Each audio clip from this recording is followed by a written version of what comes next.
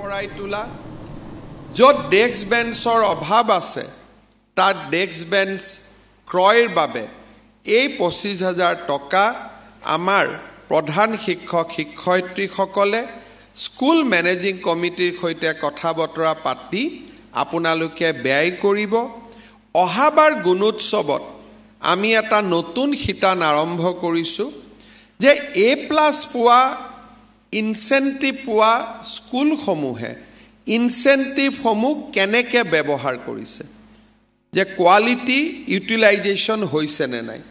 সেই দিশটোৰ প্ৰতিও অহাবাৰ গুণোৎসৱে দৃষ্টি ৰাখিব। আজি আমাৰ অসমত শিক্ষাৰ বিশেষকৈ শিক্ষাৰ্থীৰ উপস্থিতি যেতিয়াৰ পৰা আমি এপ বেছ আৰম্ভ কৰিছোঁ, আমি এপ বেছ এটেণ্ডেঞ্চ লোৱা আৰম্ভ কৰিছোঁ, 96.69%ৰ পৰা 98.33%লৈকে বৃদ্ধি পাইছে, যি অসমৰ বাবে অতিকৈ শুভ লক্ষণ। আজিৰ এই অনুষ্ঠানতে আমি অসমৰ সংখ্যালঘু সম্প্ৰদায়ৰ ছাত্ৰীসকলকো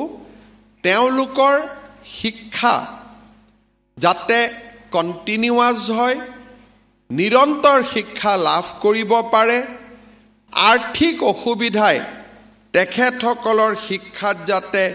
বাধাৰ সৃষ্টি কৰিব নোৱাৰে, তাৰ বাবে আমি তেওঁলোকৰ বাবে আগবঢ়োৱা বিশেষ জলপানীও বিতৰণ কৰিছোঁ। আমাৰ ৰাজ্য চৰকাৰ বাল্য বিবাহৰ বিৰুদ্ধে কঠোৰ সংগ্ৰামেই হওক বা সংখ্যালঘু সম্প্ৰদায়ৰ ছাত্ৰীসকলক শিক্ষাৰ জীৱনলৈকে অনুপ্ৰাণিত কৰাই হওক, আমি সংখ্যালঘু সম্প্ৰদায়ৰ মহিলাসকলৰ বাবে নিৰন্তৰ কাম কৰি আহিছোঁ। 10মান শ্ৰেণীৰ ছাত্ৰ ছাত্ৰীসকলক 2,000 টকা, একাদশ আৰু দ্বাদশ শ্ৰেণীৰ ছাত্ৰীসকলক 4,000 টকাকৈ আজি আমি সংখ্যালঘু সম্প্ৰদায়ৰ 34,267 গৰাকী ছাত্ৰীক জলপানীৰে আমি প্ৰেৰণা যোগোৱাবৰ বাবে আমি এক নতুন প্ৰচেষ্টা হাতত লৈছোঁ। মই বিশ্বাস কৰোঁ যে শিক্ষা বিভাগে আৰু অলপ গভীৰতালৈ সোমাই গ'লে এই স্কলাৰশ্বিপ পোৱা ছাত্ৰীৰ সংখ্যা আৰু বৃদ্ধি পাব, আৰু সেই দিশত আমি কাম কৰিবৰ বাবে প্ৰচাৰ মাধ্যম, বিদ্যালয়ৰ প্ৰধান শিক্ষক শিক্ষয়িত্ৰীসকলক চেনচিটিভ কৰা, এই গোটেই কামবিলাক অহা বছৰ কৰিব বুলি মই আশা কৰোঁ। প্ৰজ্ঞান ভাৰতী আমাৰ শিক্ষা বিভাগৰ এটা ফ্লেগশ্বিপ প্ৰগ্ৰেম। সাধাৰণতে বডোফা উপেন্দ্ৰনাথ ব্ৰহ্মৰ জন্মদিনৰ দিনা অৰ্থাৎ 31 মাৰ্চৰ দিনা ছাত্ৰ দিৱস পালনৰ জৰিয়তে আমি এই অনুষ্ঠান ৰূপায়ণ কৰোঁ। মই আশা কৰোঁ ৰাজ্যৰ উচ্চ শিক্ষা বিভাগে এইবাৰো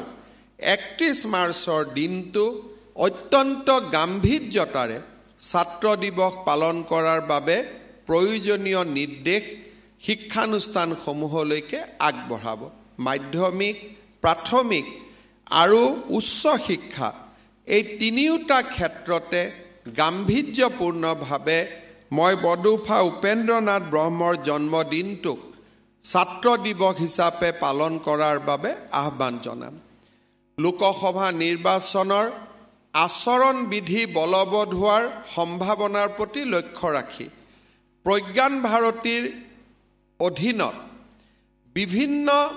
ধৰণে চৰকাৰৰ পৰা আৰ্থিক সাহায্য লাভ কৰা ছাত্ৰ ছাত্ৰীসকলৰ বেংক একাউণ্টত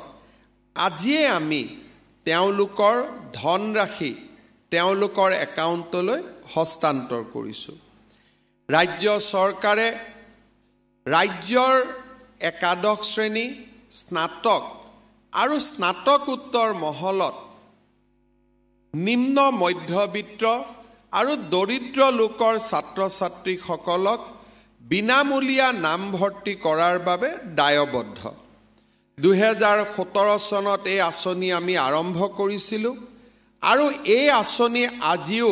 নিৰন্তৰভাৱে চলি আছে মই গৌৰৱ অনুভৱ কৰোঁ যে 2023 চনত অসমত 2,94,632 গৰাকী শিক্ষাৰ্থীয়ে বিনামূলীয়া নামভৰ্তি কৰিবলৈ সক্ষম হৈছিল আজি আমি বিদ্যালয়সমূহৰ প্ৰধান শিক্ষক আৰু মহাবিদ্যালয়সমূহৰ প্ৰধান শিক্ষকসকলক ইয়ালৈ মাতি আনি প্ৰতীকী ৰূপত মাতি আনি এই বিনামূলীয়া নামভৰ্তিৰ বিপৰীতে 104 কোটি টকা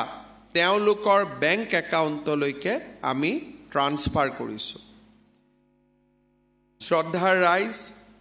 প্ৰাদেশিকিত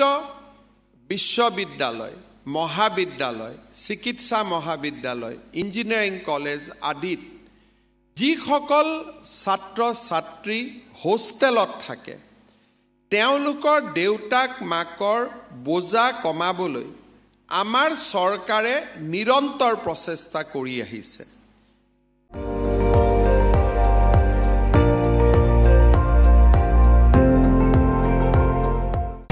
আপুনি চাই আছে ND24 সৰ্বশ্ৰেষ্ঠ নহয় সৰ্বোত্তমৰ দৌৰত